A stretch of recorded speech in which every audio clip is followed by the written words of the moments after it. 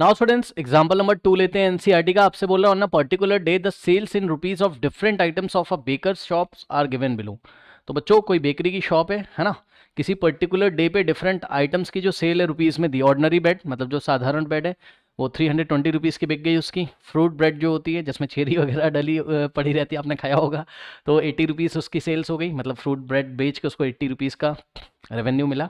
Cakes and pastries 160, biscuits 120, other 40, total किया है 720 आ गया है। ठीक है बच्चों, चलिए। तो आपको एग्जाम में देखिए इसका पाई चार्ट कैसे बनाना है। पाई चार्ट बनाने से पहले ये टेबल आप बनाओगे, ये सब बातें आपको ध्यान होनी चाहिए। ये आइटम्स हो गए, देखिए आइटम का नाम क्या क्या है, ऑर्डनरी ब्रेड, बिस्किट्स, ठीक है। उसके बाद केक्स एंड पेस्ट्री, ये देखो ऑर्डनरी ब्रेड कवर हो गया यहाँ पे। आप किसी भी ऑर्डर में लिख सकते हो, उससे मैटर नहीं करता है, ठीक है ना। फिर आपने बिस्किट ले लिया, फिर आपने केक्स एंड पेस्ट्री ले ली, फिर आपने फ्रूट ब्रेड ले ली। उसके बाद अदर्स, अदर्स मतलब छोटे मोटे आइटम हो गए, कैंडी वगैरह रखी होगी, बिक गई होगी, छोटे मोटे बच्चों के आइटम होंगे, ठीक। तो ये हो गया। अब बच्चों यहाँ पर सेल्स लिखिए, और सेल्स किस में किया आपने, रुपीज़ में, पैसे में तो किया नहीं है, तो सेल्स इन रुपीज़। अब इसके बाद क्या है यहाँ पर, इन फ्रैक्शन, ठीक, यहाँ पे हम फ्रैक्शन दिखाएंगे। ओके स्टूडेंट्स, सो यहाँ पे हम क्या दिखाएंगे, फ्रैक्शन दिखाएंगे। 1 सेकेंड। यहाँ पे इनफ्रैक्शन, और यहाँ पे हम सेंट्रल एंगल दिखाएंगे। सेंट्रल एंगल से क्या मतलब बच्चों हम लोग का, सेंट्रल एंगल आपने देखा है जो पाई चार्ट में मैंने आपको पढ़ाया है, या सेक्टर्स में सेंटर पे बनता है, बना के भी मैं आपको दिखाऊंगा जिनको नहीं पता है। तो देखो बच्चों, सबसे पहले सेल्स हम लिखते हैं। ऑर्डनरी ब्रेड की सेल कितनी है, 320, तो यहाँ हम लिखेंगे कितना, 320 रुपीज़। बिस्किट्स की कितनी है, 120, ये लीजिए 120। उसके बाद केक्स एंड पेस्ट्रीज़ की कितनी है, 160। ओके बच्चों। फिर फ्रूट ब्रेड की कितनी सेल्स हैं, 80 रुपीज़, ये लीजिए। उसके बाद अदर्स की कितनी है, अदर्स हैं 40। अब मेरी बात ध्यान से सुनिएगा। देखिए एग्जाम में जब ये क्वेश्चन आएगा बच्चों, तो आपको टोटल करके नहीं देगा, वो टोटल आपको खुद से करना है। ये जो टोटल किया हुआ है सबको ऐड कर देना है, ये काम आपको करना है। टोटल करोगे, इन सबको ऐड करोगे तो आपका कितना आ जाएगा, 720। अब फ्रैक्शन कैसे निकालते हैं, तो नीचे हम क्या रखेंगे, नीचे हम रखेंगे टोटल, और अगर हमें ऑर्डनरी ब्रेड का फ्रैक्शन निकालना है तो ऊपर हम ब्रेड की सेल्स रखेंगे 320, ये लीजिए।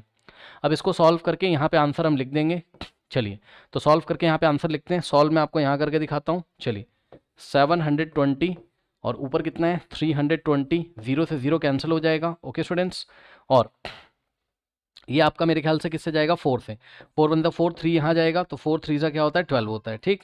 ओके बच्चों, करेक्ट, आप देख सकते हो 4 वन द 4, 3 जाएगा, तो 3 जाएगा, 4 8 ज़ा 32 होता है। आई एम वेरी सॉरी, 4 8 ज़ा कितना हो जाएगा, 32। ओके, आप देख भी सकते हो 72 को यदि आप डिवाइड लगाएंगे किससे, 4 से, तो देख लीजिए 4 वन ज़ा 4, 7 माइनस 4 3 2, 4 8 ज़ा 32, ये लीजिए। फिर 4 से ऊपर जाएगा 4 8 ज़ा, ठीक। अब बच्चों 2 से जाएगा, 2 9 ज़ा 18 होता है, 2 4 ज़ा 8, कितना हो गया, 4/9। तो पार्ट 1 में जो फ्रैक्शन आ रहा है वो कितना आ रहा है, 4/9। तो हम यहाँ क्या लिख देंगे, 4/9 लिख देंगे, ठीक। चलिए, पार्ट 2 में क्या होगा, टोटल सेल्स कितनी है, 720, और उसमें से बिस्किट की सेल कितनी है, 120। टोटल में से बिस्किट की सेल कितनी है, 120। अब इसको इधर आके बच्चों सॉल्व कर लीजिए। चलिए, आइए इसको इधर सॉल्व कर लेते हैं आके। ओके स्टूडेंट्स, चलिए। सो कितना हो जाएगा, 120 डिवाइडेड बाय 720, करेक्ट बच्चों, जीरो से जीरो कैंसिल हो गया, 12 1 ज़ा 12, 12 6 ज़ा 72। तो यहाँ से आ गया कितना, 1/6। थोड़ी कैलकुलेशन इसमें होती है, ध्यान रखिएगा, कैलकुलेशन के लिए तैयार रहिएगा। 1/6 आ गया।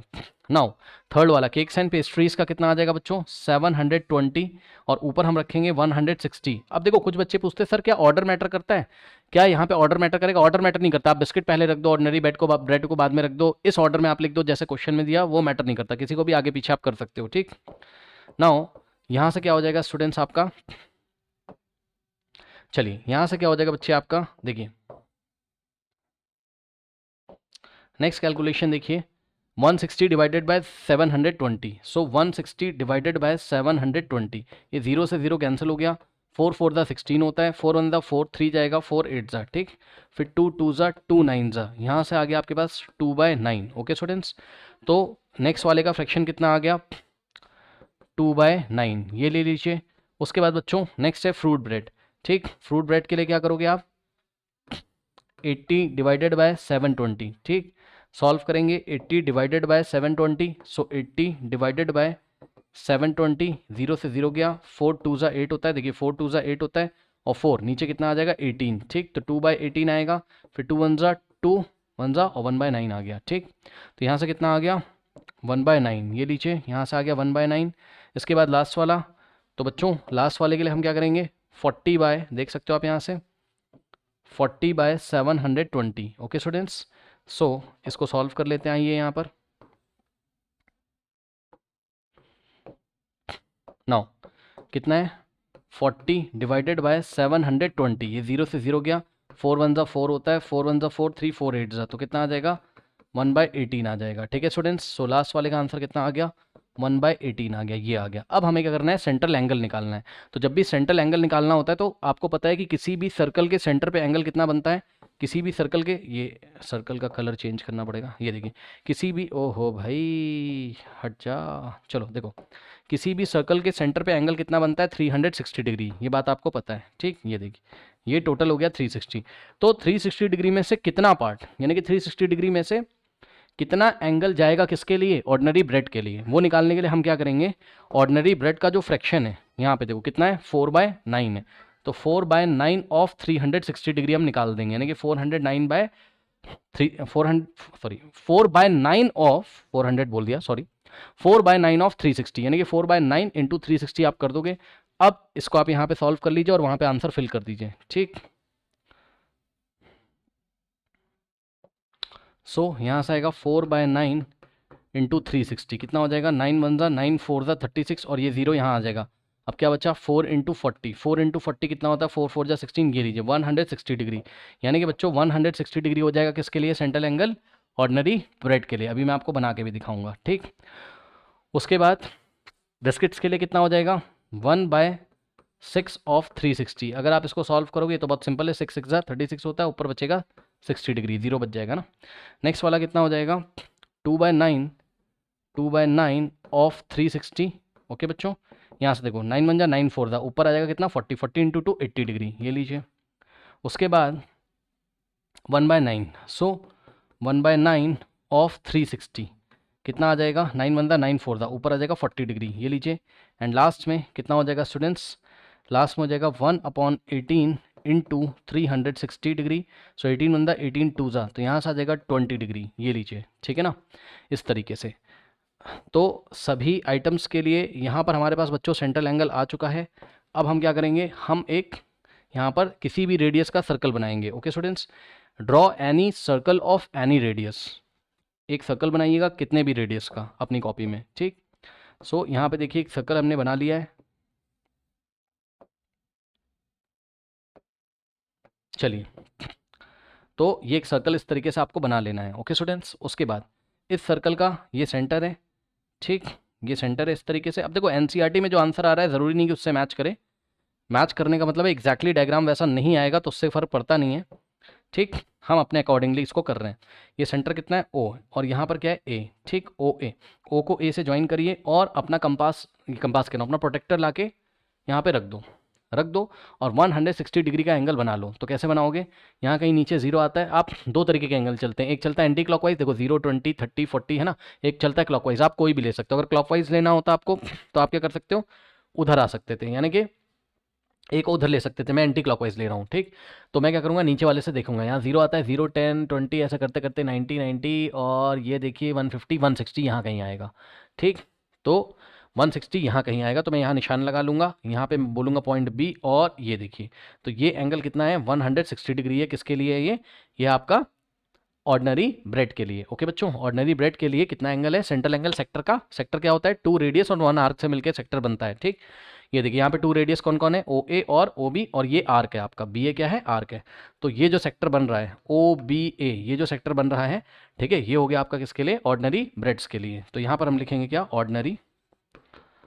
Ordinary bread. ओके स्टूडेंट्स, देख लेते हैं एनसीईआरटी में क्या इन्होंने परसेंटेज भी निकाला है, वैसे परसेंटेज नहीं निकाला होगा, हाँ परसेंटेज इन्होंने नहीं निकाला। अच्छा, सब कुछ इन्होंने क्या किया है, इन्होंने बाहर लिख रखा है, हमने यहाँ पे अंदर लिख दिया, उससे फ़र्क पड़ता नहीं है, आप अंदर भी लिख सकते हो बाहर भी लिख सकते हो सर्कल के, क्योंकि अगर आप पीछे देखोगे तो अंदर लिखा हुआ है। देखिए जो हमने आपको पहले एक एग्जाम्पल कराया था ड्राइंग पाई चार्ट्स वाले टॉपिक में, तो अंदर भी आप लिख सकते हो। एनसीईआरटी में बाहर लिखा है थोड़ा साफ सुथरा करने के लिए, भाई बाहर लिख दो आप, क्या ही हो गया है ना, लो बाहर लिख दो भाई, नाराज़गी की ऐसी कोई बात नहीं है, आप बाहर लिख सकते हो, क्या दिक्कत है ना।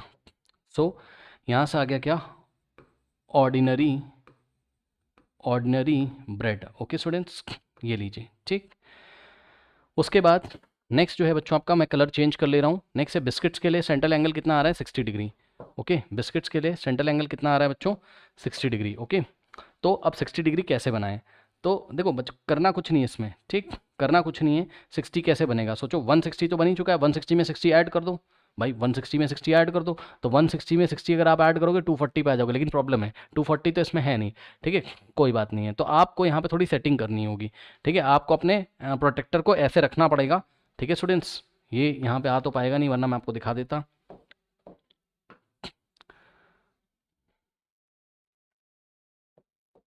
या आप एक काम करो, अपने प्रोटेक्टर को OA वाली लाइन पे रखो, थोड़ा सा ऐसे घुमा के आपको इसको रखना पड़ेगा इस डायरेक्शन में, ठीक। ओके, आई थिंक आप मेरी बात समझ रहे होगे। एंगल तो सबको बनाना आता है ना, अपनी कॉपी घुमा घुमा के आप देख सकते हो बच्चों। तो क्या कर सकते हो आप, यहाँ पे एक 60 डिग्री का एंगल बना सकते हो OA के साथ, ठीक। नेक्स्ट एंगल कितना है, 60 डिग्री, तो 60 करीब इतना आ जाएगा आपका। ये देखिए ये 60 डिग्री, अब ये किसको दिखा रहा है, OB, तो एंगल AOB 60 है, तो ये किसको दिखा रहा है, सेक्टर BOA, ये किसको दिखा रहा है, ये दिखा रहा है किसको, बिस्किट्स को। तो ये लीजिए,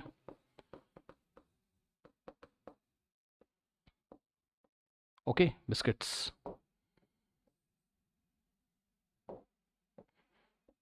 ये लीजिए, ठीक। फ्री हैंड से एंगल नहीं बनाने हैं, प्रोटेक्टर की हेल्प से बनाइएगा, नहीं तो आपको मार्क्स नहीं मिलेंगे। नेक्स्ट बनाना आपको 80 डिग्री, ठीक। तो 80 डिग्री बच्चों, फिर यहाँ पे ऐसे प्रोटेक्टर रख के, ये प्रोटेक्टर की जो लाइन है यहाँ पे देखो, ये देखो,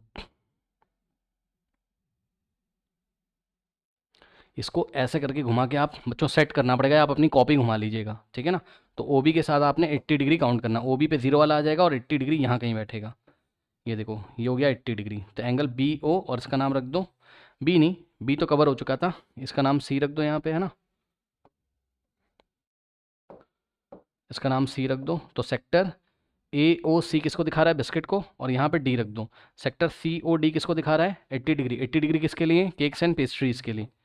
सो केक्स एंड पेस्ट्रीज। उसके बाद बचा क्या आपके पास, 40 डिग्री, तो आप क्या करोगे,